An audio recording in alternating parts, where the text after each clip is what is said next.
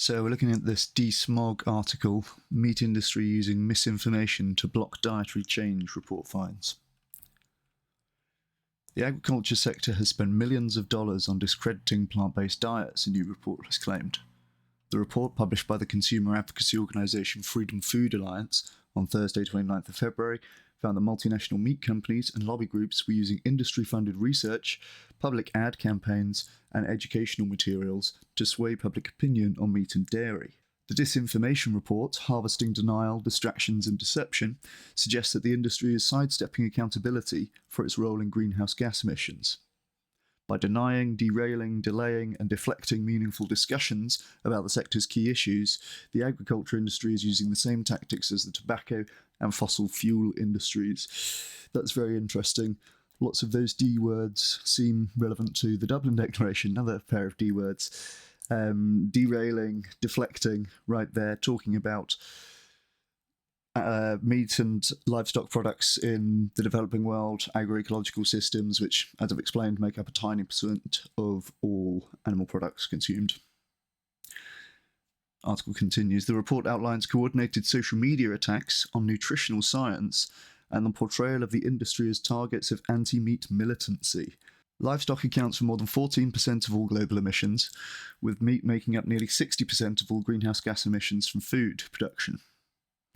Experts say that the major cuts to meat and dairy consumption, particularly in wealthy nations, are essential to meet international climate goals. Yeah, that's right. In wealthy nations, we need to eat way less meat. The UK has a legally binding net zero target, and our Independent Climate Change Committee recently reiterated the need for us to reduce our meat consumption here in the UK. It's going to be the same in Australia, the US, Canada, Europe, North America, most of South America. Most of these countries, realistically, do need to eat less meat. Animal agriculture giants are waging a disinformation war threatening public health and the planet, said Nicholas Carter, the report's lead researcher. We call for robust legislation, an end to greenwashing, and strict accountability for these major polluters. Misleading ads. The report pointed to widespread advertising campaigns that downplay the impacts of the animal agriculture industry. The livestock industry is also making an effort to target young people, researchers said. Yes, this has happened in the UK, where the AHDB have been specifically targeting young people to try and get them eating meat again, because so many of them have given up meat. In the US and Canada, companies are providing free educational materials and support to schools, while in low dairy consuming countries in Southeast Asia, the Undeniably Dairy campaign is partnering with influencers on TikTok. In January, DSMOG revealed that a meat-funded government body in the UK, the Agriculture and Horticulture Development Board, AHDV, here we go, launched an ad campaign targeting Gen Z during Veganuary, which is expected to reach 9 out of 10 adults in the country. Experts said the promotion was misleading and ignored the global warming impact of UK diets. Yeah, we've got the Climate Change Committee in the UK telling us that we need to reduce our meat consumption significantly and soon. And then we've got the Agriculture and Horticulture Development Board spending millions trying to get us eating more meat. Brilliant. Such marketing has not only focused on making meat seem climate friendly, but has also worked to demonise plant-based alternatives, the report found. Meat and dairy groups have funded adverts to make vegan products seem unhealthy, unnatural, and ultra-processed. Yeah, that's not surprising. I mean, it makes a lot of sense, right? From a business perspective, that's your competition. There's an easy sort of intuitive angle for a lot of people that processed must mean unhealthy. Obviously, you're going to go for it, aren't you? You're going to throw money at that messaging. Unfortunately, it's not true, right? I've written a paper comparing the nutritional profiles of plant-based meat compared to meat from animals. And plant-based meat has lower calorie density, lower levels of fat, lower levels of saturated fat, lower levels of cholesterol, and high levels of fibre compared to meat from animals. Right, so in many important ways, it's actually quite a lot healthier than meat from animals. A lot of times people try to do this competition, well, it's not as good as if you're having, beans and salad. Okay, but it's better than if I was having a beef burger, right? So that's the comparison that you want to be making. One example is a $5 million commercial from 2020 in the US in which a child competing in a spelling bee contest had to spell methylcellulose. Fake bacon and burgers can have dozens of chemical ingredients. If you can't spell it or pronounce it, maybe you shouldn't be eating it, voiceover in the ad says. Yeah, I remember this. Again, it's very much an appeal to intuition, right? If you can't spell it or pronounce it, maybe you shouldn't be eating it. I like the maybe in there as well, right?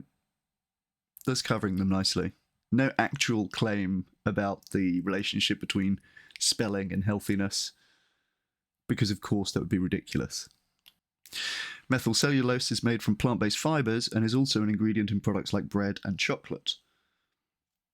It's scary though, because it's hard to spell. The advert was produced by cleanfoodfacts.com, a site run by the Centre for Organisation, Research and Education, a network established by veteran industry lobbyist Richard Berman. Yes, this guy is someone that we'll probably look into more at some point.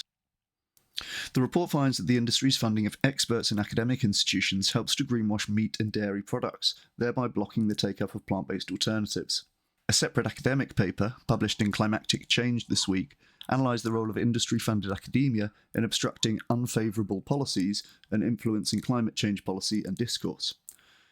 Both reports point to the Clarity and Leadership for Environmental Awareness and Research, CLEAR Center at University of California, Davis in the US, which was funded by a $2.9 million grant from iFeeder, the non-profit arm of a livestock industry group. US members of iFeeder include meat giants Cargill and Tyson, as well as a subsidiary of JDS.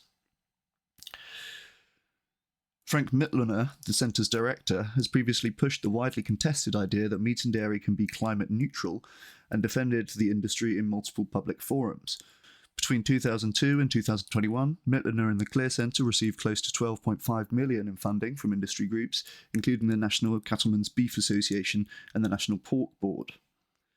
The report states that the Clear Center has not only conducted research supporting current animal agriculture practices, it has also actively undermined research presenting unfavourable findings to the industry.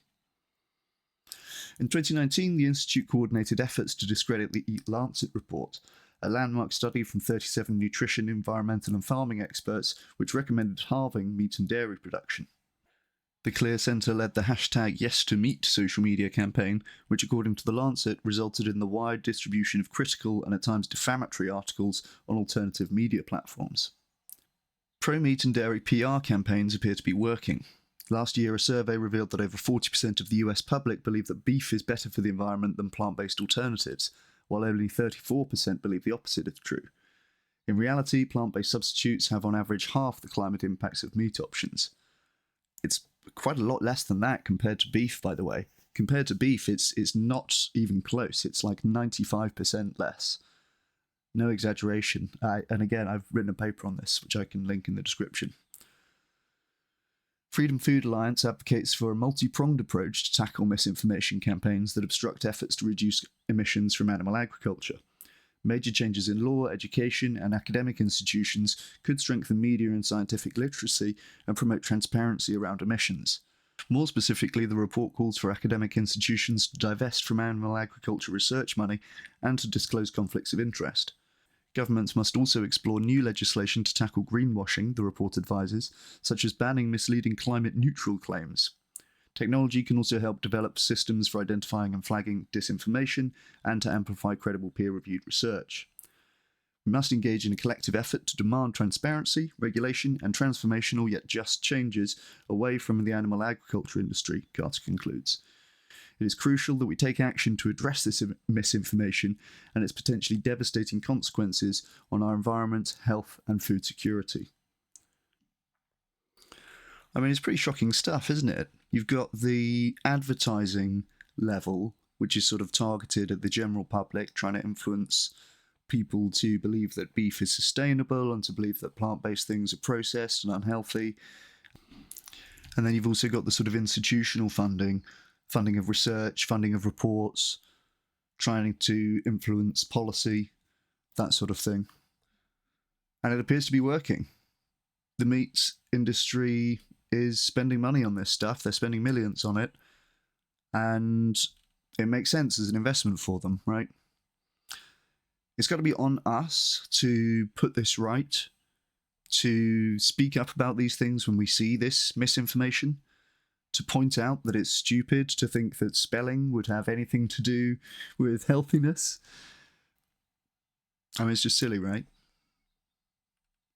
If you found this useful and you want to see more short videos debunking misinformation from the meat industry, you can follow me here at these links.